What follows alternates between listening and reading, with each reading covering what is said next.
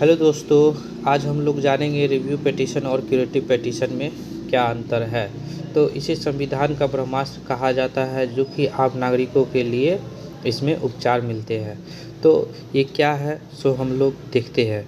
Review petition, जिसका अर्थ है, सबसे पहले तो इसका हिंदी नाम जान लीजिए, पुनर्विचारण याचिका होती है। रिव्यू पिटीशन मीन्स, इसका अर्थ है अदालत से यह अनुरोध करना कि वह अपने ही निर्णय पर दोबारा जांच करे यदि उसमें कोई स्पष्ट गलती हुई हो। ठीक है, तब इसके कानूनी आधार है आर्टिकल 137 के तहत भारतीय संविधान में जो है supreme court rule CPC order 47 के तहत सुनती है। यह कब दायर की जाती है, तो जब निर्णय में स्पष्ट त्रुटि हो। ठीक है, स्पष्ट त्रुटि पाई जाती है तभी आप इसे दायर कर सकते हैं। नया महत्वपूर्ण तथ्य जो पहले उपलब्ध न हो, कानून को स्पष्ट गलत व्याख्या। तो कोई नया महत्वपूर्ण तथ्य है, ठीक है, स्पष्ट रूप से आपको कोई त्रुटि होना चाहिए। तो वही, तो कैसे पता चलेगा, यदि आपने पहले कोई अपलोड नहीं किए होंगे डॉक्यूमेंट, या अभी आपको नया कोई महत्वपूर्ण डॉक्यूमेंट मिल गया है, तभी आप जो है इसे कर सकते हैं। तो स्पष्ट लिखा हुआ कोई नया महत्वपूर्ण तथ्य जो पहले उपलब्ध न हो, कानून को स्पष्ट गलत व्याख्या करने में। इसकी समय सीमा क्या है, तो समय सीमा 13 डेज के भीतर आपको किया जाता है। यह कहाँ दायर किया जाएगा, तो उसी अदालत में जहाँ फैसला दिया गया है। फॉर एग्जाम्पल, सुप्रीम कोर्ट ने किसी निर्णय में गलत धारा का उल्लेख कर दिया, ठीक है, तो प्रभावी पक्ष क्या कर सकते हैं, रिव्यू पिटीशन दायर करेंगे। तो यह कहाँ दायर करेंगे, जहाँ उन्होंने जिस अदालत में उनका फैसला हुआ है वहीं।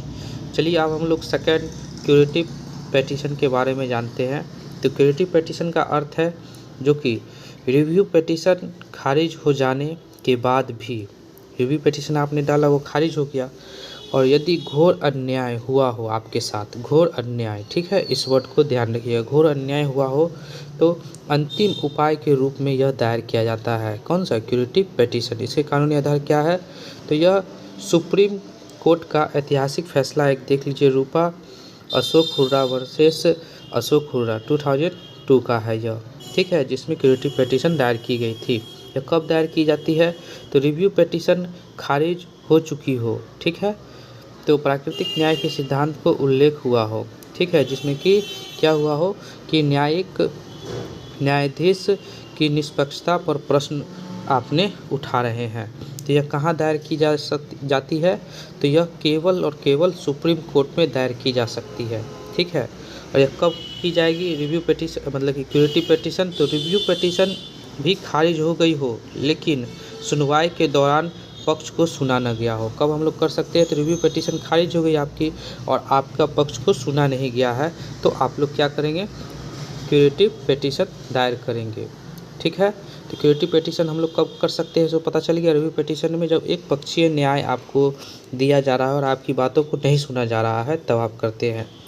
देखते हैं यहाँ पर, रिव्यू पिटीशन फैसला में स्पष्ट त्रुटि सुधार के लिए होता है। रिव्यू पिटीशन कब होता है, जब फैसला में स्पष्ट त्रुटि हो तो उसके सुधार के लिए, जबकि क्यूरेटिव पिटीशन जो है रिव्यू के बाद होता है, ठीक है।